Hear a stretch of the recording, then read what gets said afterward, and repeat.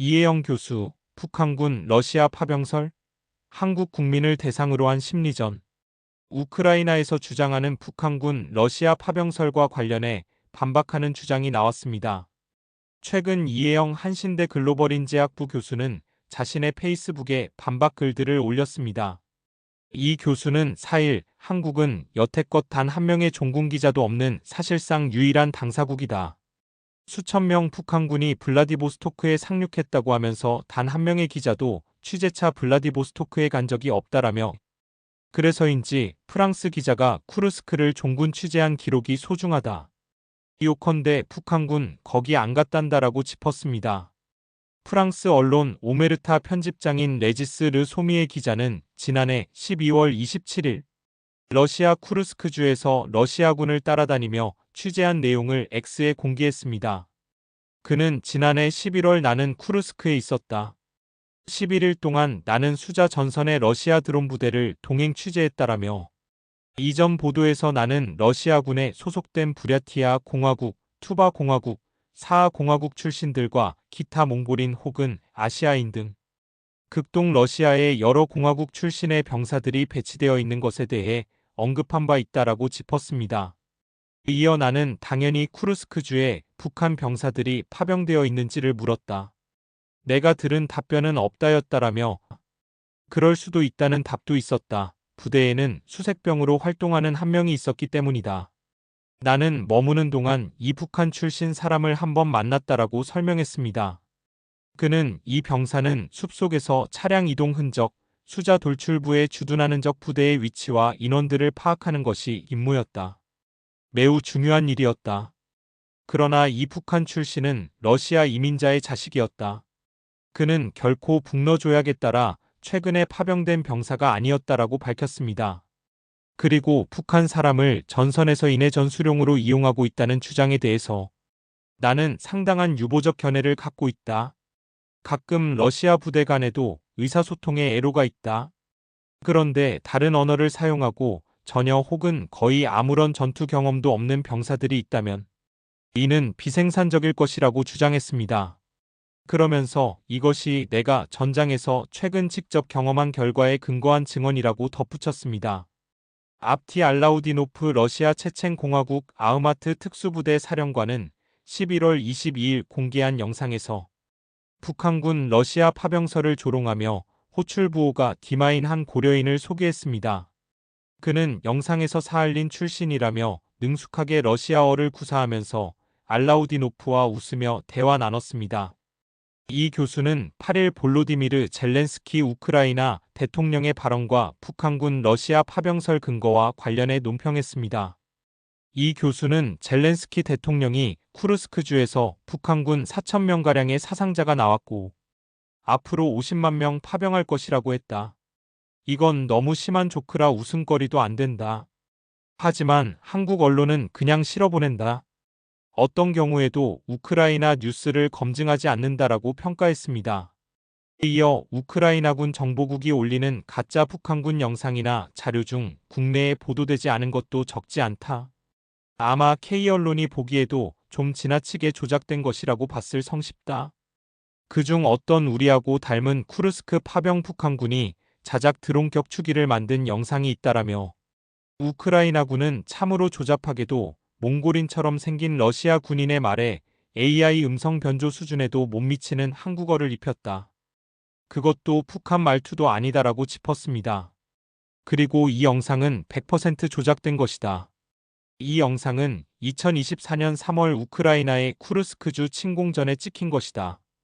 등장 군인은 시베리아 야쿠티아 공화국 출신 러시아 군인이라고 주장했습니다. 이 교수는 다음 언급될 사건만 없었다면 이 우크라이나군의 미수에 그친 조작 시도는 그냥 묻혔을 것이라며 최근 사례를 언급했습니다.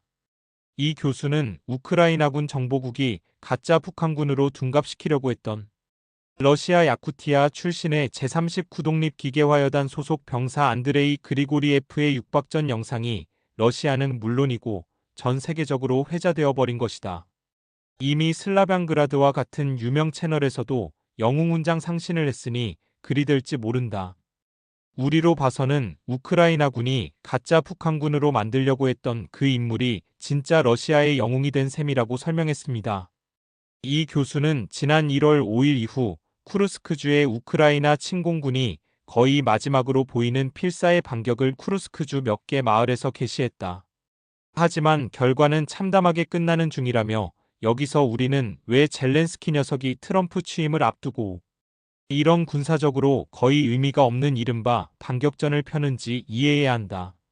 어떻게든 미국의 지원을 지속시키기 위해서는 자신의 존재를 증명해야 하고 또 그래서 북한군이 필요한 것이다. 지금 북한군이 존재해야 할 가장 중요한 이유는 여기에 있는 것이라고 주장했습니다.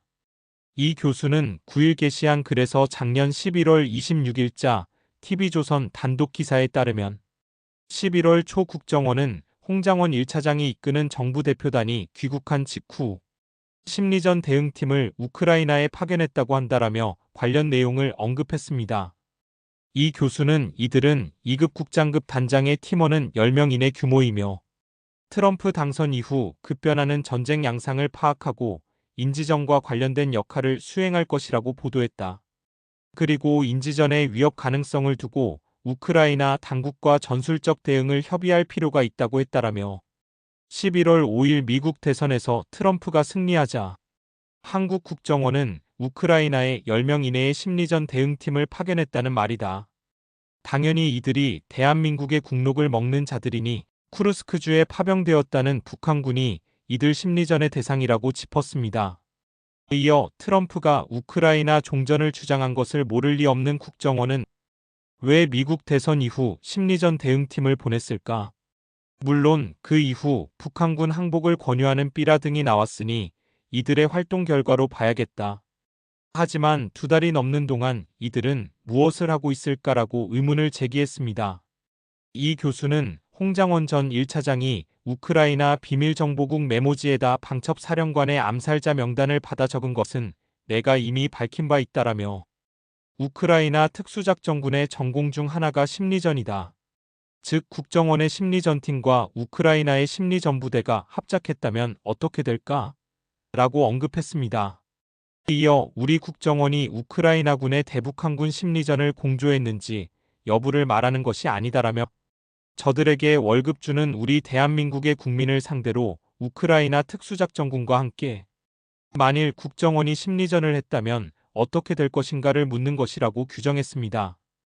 또 그도 그럴 것이 지금까지 제작된 우크라이나 특수작전군의 북한군 관련 기사는 거의 전부가 북한군이 쿠르스크주에 왔고 또 싸우다 죽었다는 것이지 살아있는 이른바 북한군을 상대로 그 무슨 선무공작을 했다는 것이 아니다. 그리고 그 기사는 거의 전부가 우크라이나군의 봇을 통해 한국에 전달되고 연합뉴스 등이 가장 앞장서서 국내 독자를 상대로 살포한 것들이라고 짚었습니다.